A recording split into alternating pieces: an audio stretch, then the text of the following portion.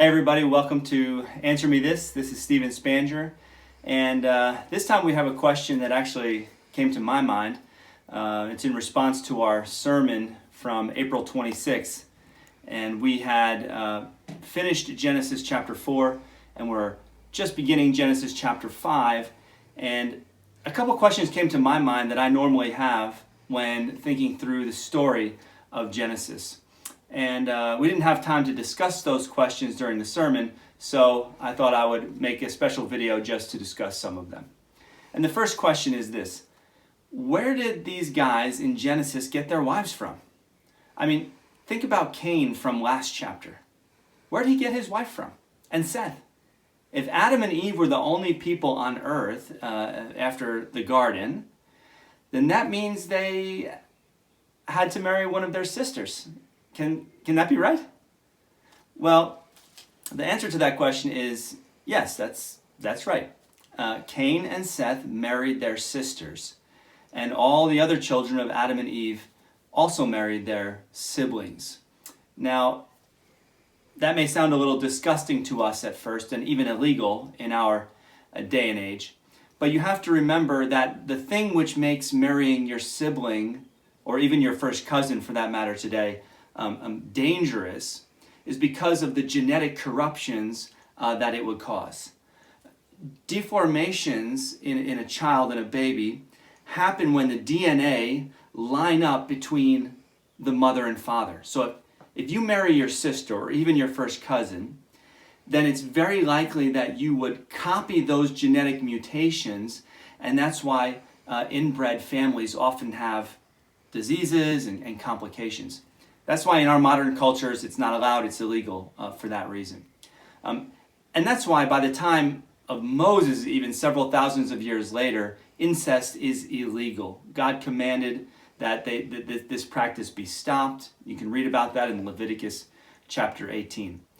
But in the beginning, Adam and Eve would have had a pretty pure genetic code, I assume, without many corruptions or mutations. And so we wouldn't have seen those same deformations in their children. And it's also probably the reason why in Genesis 5, people were able to live so long, which is actually another question that I had about Genesis. Some of them lived over 900 years. And that's probably on account of these very pure genetic codes that they have after the garden. There wasn't enough time for the mutations which we have today. And look, those long lives, 800, 900 years, that only lasted a few generations.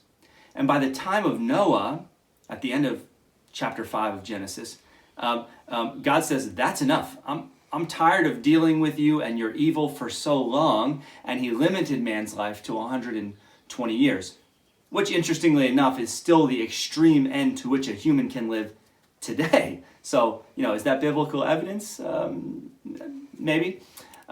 So, yes, to answer the original question, they would have had to marry their own sisters in the first generations of humanity, and perhaps for some time after that. But they would not have to have done this for very long because of the rapid expansion of the human race. I don't know if you've ever thought about this. I actually had to look it up because several people have done the math on it, and most of you know I'm not a math guy. But several people have said that within the 10 generations from Adam to Noah, given how long they were living at that time, there would have been about 1 billion people on earth by the time of Noah. I actually did do a little math myself. I gave the old numbers a shot here. And you can correct me if I'm wrong. You know this is dangerous territory for me. But if we just take a conservative number of children, okay, let's say that every family had 10 children, which may sound high today, but remember, people back then were living for a very long time with no contraception, no iPhones, a lot of dark nights. Let's just say that the families were probably rather large, okay? And Josephus, in his ancient history written 2,000 years ago, he said that according to the Jewish tradition, Adam and Eve probably had 33 sons and 23 daughters. Okay, so that's 56 children. But like I said, let's just take a conservative number and say that every family only had 10 children on average.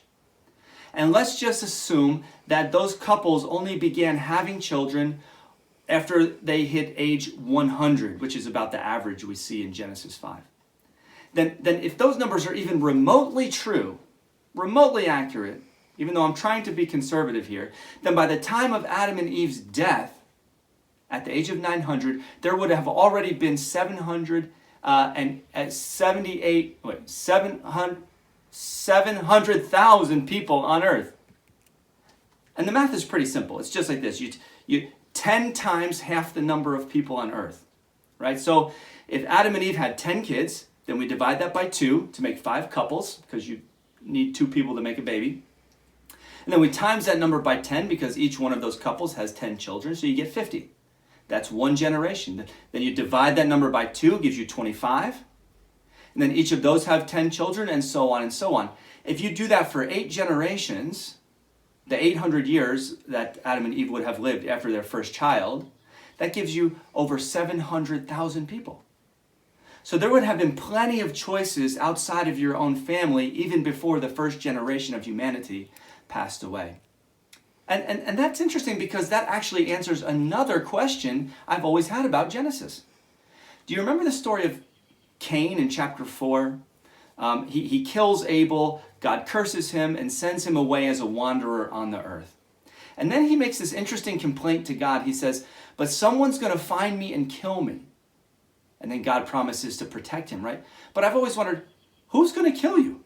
There's nobody out there. I mean, he can wander wherever he wants and he's not going to see another soul, you know? But now it actually kind of makes sense. Because if he lived, let's say, 100 years longer than his parents, that would be one generation longer than his parents, then if we take 700,000 people, divide that by 2 and come up with 350,000 couples, if each of them have 10 children, which is just our rough mathematical calculations, then there would be around 3.5 million people on the earth by the time of Cain's death. Now, of course, these are not exact numbers. We're not taking into consideration illness or murders or wars. Surely the numbers are not exact, but you get the point. Population would have grown very quickly in that environment when people were living so long and having such big families. And so Cain would have certainly run into people. And it makes sense why in Genesis 4 there are already cities being built. But okay, that's the question for today. And I hope it gives you something to think about, maybe to answer some of the questions you've had about Genesis. So have a great day.